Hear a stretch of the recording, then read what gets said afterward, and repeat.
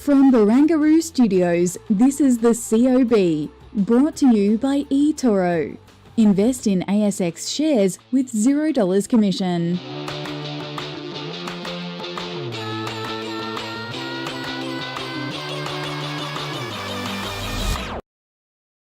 Good afternoon, this is the COB, all the stuff you need to know about the day in business markets. I'm Kyle Rodder with my, I guess you'd say lady in red perhaps, Daniela Coulier. This shirt has copped a lot of flack today. No, I am not personally responsible for the market selling off, but I will wear the green shirt tomorrow just in case. Just in case, you never know. You know, there's, stranger superstitions I've heard from traders before, so it could just simply be the red shirt. But let's get to the point. It is was a bit of a soft day for the market, and the ASX 200. That's off about 1%. Wholly incorrect in terms of the way that the market traded, but I think it is roughly 1% lower for the day. Yep, correct. It's about 77 points down, closing at around 7,136. And with the exception of information technology that decided to take the lead from the NASDAQ futures and went off to the races, and we might be chatting about this in our 3 points, I'm not sure, so if we are, I'll be quiet. Yeah, but otherwise profit taking across the board. Absolutely. Tech, really an outlier today, the only sector high for the session. It does take us well to those three themes, and well, we can work tech in there because it's one of the themes of the day. I called it, spelled it wrong actually, chips rip. Rip doesn't have a W typically, not in the English language anyway, but it was all set off by those Nvidia results, which were rather remarkable really. Yeah, absolutely amazing. Much better than expected, but also the guidance is so much better. Guiding for 11 billion in revenue versus 7 billion. So it looks to me like whilst there is the whole AI hype, and we did speak to a US fund manager, Hatton Deer, but Gerber Kawasaki about these results, it does look like it is the real deal, but obviously shorters have been burnt, caught with their trousers down on this one, which is probably what is pushing the share price so much in the aftermarket. Absolutely, and at a 26% rally, that's pulling your pants down and then get firmly smacked on the backside, I think. That's really going to hurt. But nevertheless, I mean, the engineering behind this is always, a little bit out of my reach. But yes, as I understand it, more or less, Nvidia is one of the few shops in the world that are really producing these chips that can be used in AI and used, the way that these, I guess, AI companies need them to work. Absolutely, they are the only ones. Right. So basically, they're graphic processing units, and it can be used for these big data centers when they want to attach software like ChatGPT. And the demand for data centers is not only huge, they call them hyperscalers, but now they're embedding in all this AI technology as well. And I do not profess to be across this. I find chips, semiconductors, the whole sector quite hard. As I said, Australian investors, we've grown up on an appetite of financials and mining stocks. So technology sometimes is a bit of an anathema to us. But nevertheless, it does look like to be the real deal. It's under-owned. That's one of the problems. It's not like an Apple or a Microsoft, but it is expensive. But people are talking about this being a sector that is going to well surpass the likes of mobile phones and the iPhone.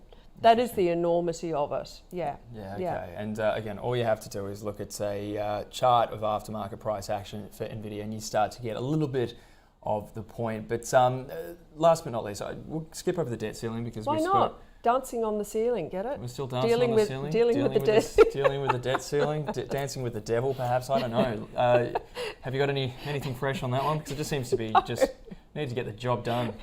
Exactly. No, I some people are concerned about post the debt ceiling with the liquidity withdrawal as they have to fill up the government coffers. But no, I mean, it really is a case of we're just going to have to wait and see, I think, and ride out any volatility. Yeah, well, I did have a couple of good conversations about that. Phil O'Donoghue today on The Big Picture, and I'm just trying to actually get the guest that I did have on earlier today, Louise Sheena, or Shine, I might be pronouncing that wrong, but she was from the Brookings Institution. Oh, she was great. Yeah, she was great. Harvard educated, worked at the US Federal Reserve, now at a think tank in Washington. So also very good. It's on your platform if you are interested in some of that wonky stuff. Last but not least, just because it was well, a lot of those cyclical areas of the market that seem to weigh on things. And we did have the Fed, not some new news, so to speak, necessarily, but explicitly saying that it expects a recession by the end of this year. One has to think that that's affecting asset prices at the moment. Yeah, totally.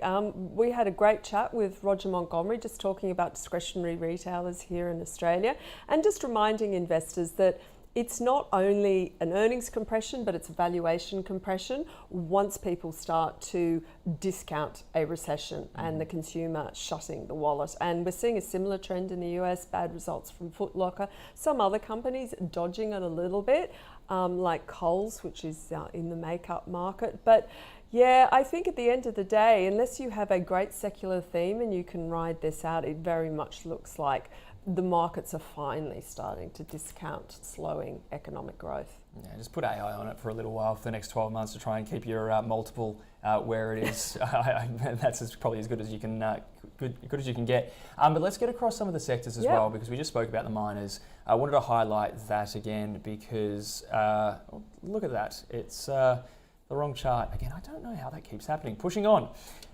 Let's go and have a look instead. Well, I can tell you that, so the material sector was off about 1.7%, and it's off about 4.6% for the last 5 days, which tallies at about 4.5% for the last month.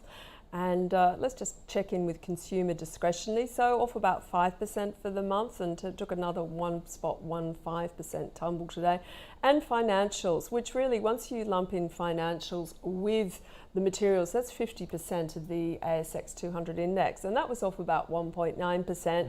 And Commonwealth Bank trading 2% down to that 97.87, which actually isn't too bad considering, but nevertheless, a lot of these major indices are all running at about off 4% for the last month. Yeah, and let's get to the corporate news of the day specifically. There wasn't that much. We have spoken about Nvidia, which was naturally a US story that happened after hours on Wall Street, but a few things here, mostly related to, I guess, food. In particular, Costa Group had an AGM. Provided, I guess, would you phrase it, upbeat guidance, right? The numbers that they spoke about weren't fantastic. I think the Moroccan blueberries are going really well. Is that right? Yeah. I think they're doing very, very well. Yep. All right, Moroccan blueberries. Yeah. Long Costa Group. Because they have had lots of problems over there. I think that was an upgrade that helped lift that stock. And the other one, even though it's not there, is Treasury Wine. They had an AGM update as well, and really saying that higher interest rates are impacting on discretionary income when it comes to that middle sector of the wine market, not the premium one. So Treasury Wine's being sold off today by about almost 8%. Yeah, and I want to ask about that kind of ag theme as well, because we've spoken hearing about my crap all the time, vegan dude, so I'm like, I'll buy some vegetables in my portfolio.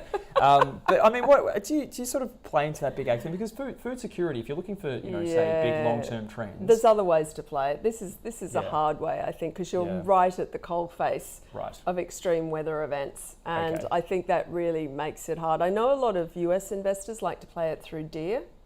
Okay, so Deere, they produce those big, like tractors. Yeah. So very much them trying to move into new age farming, using AI. Go again, I told you. And automated, autonomous vehicles and all of that. So it could be a case that the picks and the shovels for agri sector might be better than just the agri route. But, they're cyclical, and, every cyclical stock has its day. Yeah, without a doubt. And I mean, Costa has been sold down pretty significantly, for a long time, to be fair. But especially over the last few months, I guess, maybe investors just pricing in the less favourable farming conditions going forward too. But stock of the day, it was Life 360, and well, we had I call them the odd couple before they went on, and I think it's a pretty apt little description, but they're a wonderful combination. Grady Wolfe and Howard Coleman gave their views on Life 360.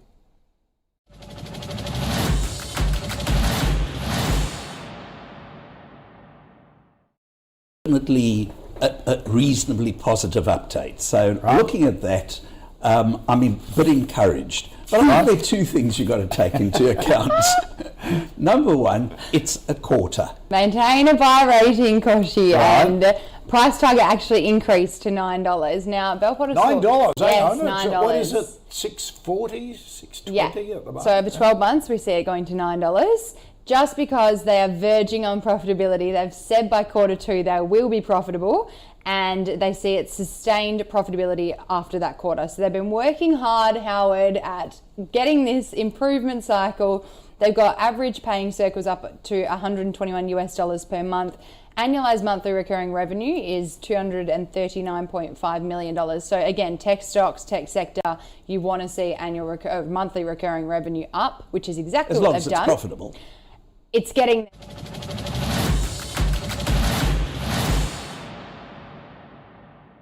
Okay, so there was your view on Life 360, and I mean, I suppose you probably don't need it for your son. He's an adult now, but I think there's a few folks there. I think he would be very unhappy if I tracked him, and He'd be quite uncomfortable. And the cat's not allowed out of a certain confined area around our house, so no tracking in our household, definitely not. No, and neither with me either. I live by myself, so I'd really just be looking at my phone as I'd be following myself around. But no, there's a few people obviously out in this. I think lots of people love it. Yeah, absolutely love it. They want to. It's a very intuitive idea, right? Yeah, and I think parents, we live in an age where everyone's so nervous about letting your kids go out. You know, all those tiger parents, and well, basically they get really worried. So yeah, I mean, it is a growth area, but you know, I'm not sure my cat would like a tile attached to its neck. No. They're quite chunky monkey things, and cats don't really like that stuff, but maybe... Cats are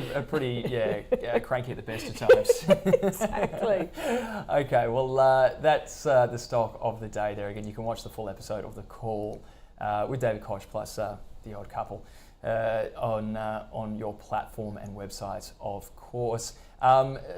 Let's talk about what's more or less coming up in the next few days. Apart from the debt ceiling? Apart from the debt ceiling, if we can try and break away from that for 2 seconds. We've got the PCE coming out on Friday. So that will be, well, whether it's a market moving event remains to be seen, but it clearly is important after that UK inflation number, which was the underlying rate. Wasn't that a lot stickier, higher than expected? 6.8%, not only higher than expected, but also higher than the month prior. So it went from 6.2% to 6.8%. And the headline inflation number was also a little bit higher than expected as well. But, you know, you do have to wonder, again, I'm sort of combining those two ideas of the Fed talking about a recession occurring at the end of the year, more than likely in the United States.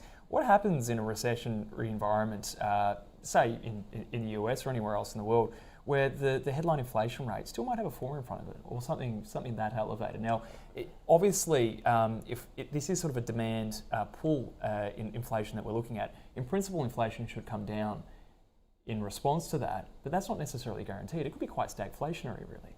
Don't go there. Don't go there? Don't go there. We don't want to go there. No, I mean, look, we spoke with John Abernathy, who from Climb, who was really interesting. Yeah, that was his debut too, wasn't it? Yeah, it was his debut. It was a good interview. And he's got a lot of decades under the belt, which he was happy to admit to. And, you know, he made some really good points about, you know, some structural problems of rising energy costs in Australia. We've got our electricity bills going up. He felt the budget was probably not as good in terms of you actually could have given lower income earners a tax cut rather than them all going off to the unions and asking for wage rises, which starts to embed wage rises. So the central banks are going to be looking really carefully for higher inflationary expectations. Super important, because if we all think things are going to go up, we pull forward our purchasing to the here and the now. And reverse, if we think there's a sale on the way, we will, you know, not buy things, which becomes disinflationary, deflationary. Obviously this revenge travel is still going berserk, and services. But we are seeing the consumer is being hit in Australia. And I think the RBA, as much as nobody wants to see people suffer, they will be saying, well, that's kind of good. Inflation, you know, interest rates are working. But whether or not it's enough now to tick off some of the other boxes, and I'm sure that's what they're going to be looking for in the US as well. And a lot of the component in the US, I believe, is housing. that's really boosting US inflation. Yeah. But there are commentators out there talking that there is disinflation and deflation. That's something I'm writing about tomorrow, assuming nothing happens with the debt ceiling or there is another technology stock that goes up 25% in the aftermarket. Yeah, I mean, it's almost like a real-time experiment in actually what is inflation and how inflation works, which obviously for in the economics community is such a contentious point at the best of times, not least how you deal with those issues. But I mean, again, it's just that kind of overarching concern, I think, that we could enter a sort of a slower growth period with prices still high. That would be very painful for a lot of households. And you know, for profit margins, for example, dreadful. Costs going up, no demand in the economy, that's erosion. But let's not end on a bearish note, because one of my other guests actually thinks the US will go into recession and rates traditionally drop 400 to 450 basis points in a recession. So we're going back to 1%, baby. Exactly. Party time. Buy everything. Exactly. And you know that it really could show why you are seeing longer dated assets like technology stocks actually, apart from the earnings, continuing to do quite well. So let's not be too bearish. We don't want to go down the stagflationary route. I think comments like stagflation need to be kept in the, you know, Pandora's box. We don't want to open that one. And it would only really be, I suppose, a stagflation light anyway, wouldn't it? Because I guess inflation would be going up with unemployment anyway. Stop saying stagflation. Stop saying it. It's like, summoning it out of the depths of hell, if we say it enough. Okay, we've spoken enough about that. Let's get to the leaders and laggards.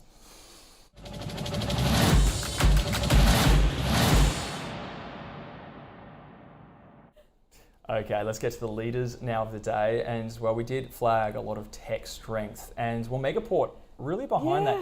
We couldn't really find a good reason for that, though, could we? No, couldn't find a reason for that.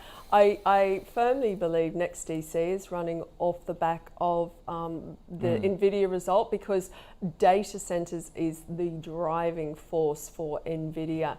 And probably Altium catching some love there as well with, you know, their business, their board circuitry, etc. Costa upgrading, as we heard, about the outlook for Moroccan berries. Moroccan berries? Blueberries. Moroccan blueberries. And, but I couldn't find anything on Meagaport or Polynovo. It's up 7% in the Encosta group, dearie me. Well, there you go. Well, again, it was sort of beaten up. Just before we move on to the laggards, just with those tech stocks, we were talking at the desk just before, but it does look, I mean, it looks like it's going to close up 2% for the day. That seems very melt-uppy.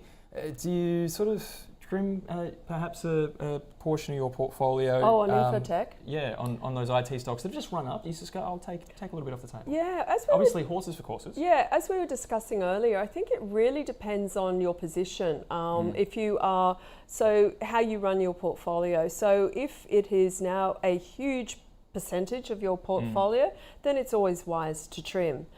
Selling out of some of these great stocks, I've learnt to my own chagrin that is a really bad idea, like selling Nvidia, selling Technology One, because sometimes you are then left chasing them or really waiting for a pullback. And so trimming, if they become too big in your portfolio, always sensible. Yeah, okay. And again, consult your financial advisors for you know, the particulars on your own financial situation. But again, big run up in tech, so just an interesting point to make there. But let's look at the laggards now, which I would imagine is very, very much, well, we've spoken about Treasury wines. That was just a very clear negative story and a corporate story as well. But interestingly enough, a lot of the gold players today were weaker despite, again, this sort of overhang of the US debt ceiling. So, I mean, I think it's probably in relation to the bond markets more than anything else. So yields up last night, wasn't it? Yeah. Of course, after the UK data. Yeah, yields have been tipping up quite aggressively, and I think that's probably more weighing on the gold price, because you're seeing strength, quite a strong US dollar as well, which, you know, does tend to weigh on gold. Sierra Resources also having troubles. It's extended its decline by another 6.3%. That was a stock at about $1.30, $1.40 when it gave its production update probably 6 or 7 weeks ago. It's just the only reason why I know that is just it's perennially on there. Just some breaking news that you've seen as well there, Danny. Yeah, so it looks as though the German economy has entered a recession as first quarter GDP data is revised lower. Now let me just check with another source, because that was the sum total of the headline. So I'm trying to see if I can grab any more details for you. No, it's probably just a headline at this stage, but that's quite interesting because Germany's been one of the top performing markets across the world. The DAX hit a record high only a few days ago. Yeah. So looks like they revised down their GDP and the big R word coming. But I'll tell you what, everyone's been so, are we there yet? Are we there yet? Are we there yet? And we could suddenly find, yes, we are there. And of course, that then I think changes, well, not that what I think matters, but it does change the dynamics of investing if we are finally moving into these recessionary environments. Indeed. Okay, so some negative news there out of Germany, and of course there are your laggards for the day as well. Small cap leaders and laggards, here we go, drum roll please. Meteoric Resources living up to perhaps to its name, up 11.5%. Otherwise, Appen again, once 7%, up 7%. Well, they did raise that money, didn't they? So they're going to live another day, not die another day. Yeah, well, the company investors, remains to be seen, perhaps equity holders. But that's your small cap leaders and the laggards. There you can see in your screen 29 too. Metals again. Wow. Yes. Down 22%. Yeah, I guess just a high beta play on the old commodity complex, perhaps. Nevertheless, bad day for 29 Metals Limited. We're pushing on, and let's just quickly get through what's on tonight and what's happening in the next 24 hours. US Q1 GDP, that's a preliminary print, so we already have a pretty good sense of where that should be, because the advanced print, which is the first that comes out every quarter, was at 1.1%, and it's expected to come in line with that again. But unemployment claims, also interesting, because we're talking about potential softness in the US labour market, expected to tick higher very slightly, but it's always a bit of a, lick your finger, stick your finger in the air sort of thing to try and get a gauge on that figure week to week. And there we go too. More Fed presidents, Barkin and Collins, to speak. So yet again, we'll get more views on where rates are going, just to confuse everybody. Yeah. Well, that's the thing, right? They got to set themselves up for those speaking gigs once they finish at the Fed. Exactly. Yeah, $800,000 for an hour of speaking. Wouldn't that be nice? All right. Well, maybe they need some deflation there. Yeah, exactly. All right, and this is tomorrow. Fisher & Paykel, Invocare AGM. Appen has an investor day. And then there's CSR ex-div as well. We always want to make sure we keep across those. And, we've already spoken about the PCE. Absolutely. Index. Well, that's it. That is it. And you're coming green tomorrow, just to make sure you... Sparkle everything up. Exactly. It must be the algorithms or something like that. They're scraping must be. They see tracking Ausbiz, going someone's in red, warning. Exactly. Sentiment's bad. All right. Well, we did have a cracking day in terms of the guests that we had in. So you can catch up on all the interviews on our website and app. Otherwise, we look forward to seeing you tomorrow morning. Have a great night. Bye.